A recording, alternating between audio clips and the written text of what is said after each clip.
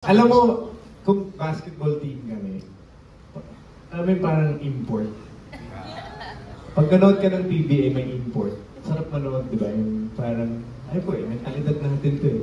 Na pag meron doon, pagdating niya doon sa room talaga, I swear, pagdating niya sa room, lahat kami parang A-game lahat.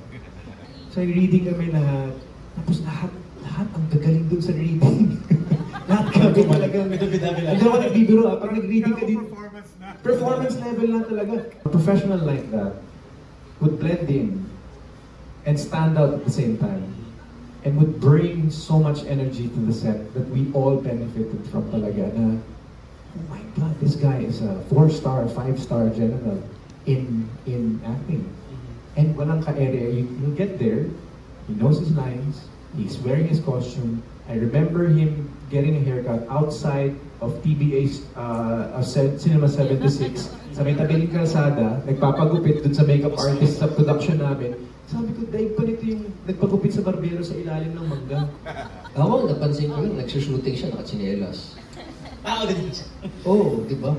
He was so easy to work with. He was so humble, so quiet. You know, he keeps to himself. You know, he's very generous as an actor. He would laugh along with everyone, but he would, you know, he would choose his little spot and be quiet. And literally, pag hindi kita yung paa niya, magchichinelas lang siya kasi gusto niya nakarelax lang, ganyan.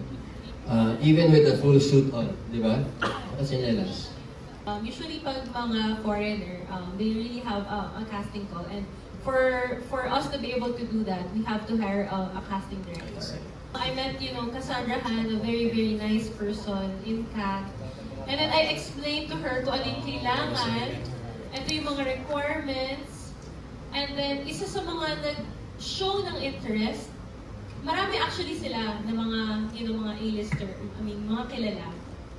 Siya yun. So, nung nakita ko pala yung picture, syempre tayo, pag nakikita natin yung picture, di ba, pag foreign, ako, ganun, pag foreign actor, hindi ko alam yung name. Pero siya parang kasi ko, ay, kilala ko to. Yes, exactly. So, ayun, so parang negotiation, ganyan, sige, chinek niya kami, chinek niya yung director, chinek din niya yung DOP, chinek niya yung production house. So, yes lahat.